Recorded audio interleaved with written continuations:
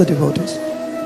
না এই রচিতাম্বর মাতাজি একটা সুন্দর স্টোরি বলল, ইংরাজিতে তো বাঙালিরা শুনতে পারে না, সেজন্য একটু বাংলায় বলবো। রচিতাম্বর মাতাজি বলছিল যে প্রথমে আমি ধরতে পারি না, কি বললো, গুরু মহারাজরা ধনুক দিয়েছে গুরুকুল বাচ্চাদেরকে।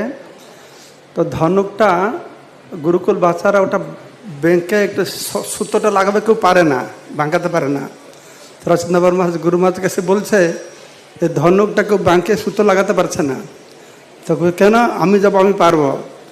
তখন রচনা, ঠিক আছে তুমি আসার দুপুরে প্রসাদ পাবে আর ধনুকে গুণ লাগাবে। প্রসাদ পাওয়ার পরে সে ধনুকটা একটু ধরে টান দিয়েছে, সঙ্গে সঙ্গে বেঁকে গিয়েছে, আর গুরু সুতোটা লাগিয়েছে। তখন রচনা, ঠিক আছে চল তুমি তীরটা ছুঁড়ো। কীরকম ছুঁড়ছ? তো কোথায় ছুঁড়বে? বিরাট বড় মাঠ ছিল, শুধু ঘাস ছিল, ঘাসের জঙ্গল। তো একটা ঘাস একটু উঁচু হয়েছিল। তো রচনাবের মাতাজি বলল, ওই ঘাসটা তুমি মারো। তো গুরু মহারাজ তীরটাকে উপরে ছুঁড়েছে, তো বহু অত দূরে কিছু দেখা যায় না, আর সেখান থেকে তীরটা আসে ঠিক সে ঘাসের উপরে পড়ে গিয়েছে। আমি যখন শুনছিলাম তখন ভাবছিলাম যে গুরু মহারাজ লক্ষ্যটা কত স্থির, উনি যে ব্রহ্মনিষ্ঠ, তার নিষ্ঠা, তার লক্ষ্য, এই সুন্দর দৃষ্টান্ত আমরা বুঝতে পারছি। তা আমি এটা বাংলা ভাষায় সবাইকে শোনাতে চাইলাম। হরে কৃষ্ণ। শ্রীমতী রচিতাম্বরা মাতাজি বলছেন উনি আমাদের গুরু মহারাজের অত্যন্ত প্রিয় গুরু ভগ্নী এবং মায়াপুর ইন্টারন্যাশনাল স্কুলের principal. Hare Krishna.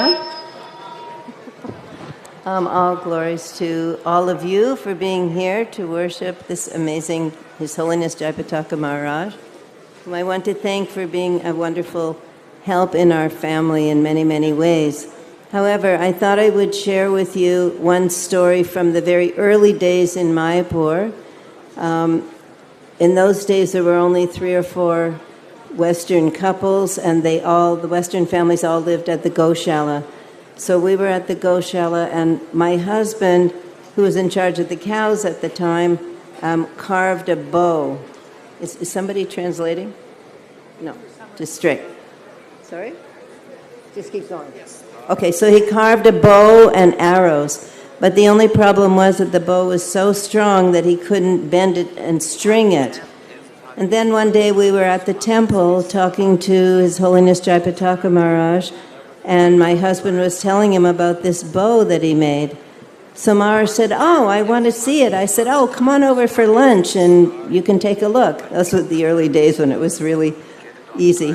Anyway, so he came for lunch that day, and then we went out with the bow and arrows, and he just took the bow and very easily went and strung it, very easily.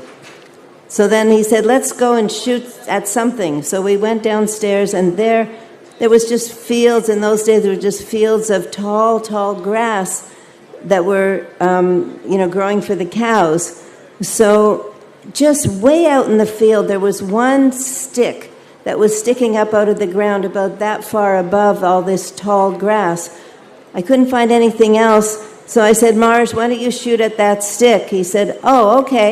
So he strung the bow and shot the arrow up into the air, and it went up, up, up, so high that we couldn't see it anymore, and then it came down, down, down, and right into the end of that stick.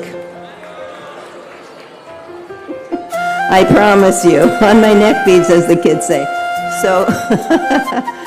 So this is the kind of person he is. He's expert at everything. All of you who are his disciples or who are becoming his disciples, you're extremely fortunate to have such an expert person to guide you on the way back home, back to Godhead. Put all your faith in him. You can really just count on him for everything.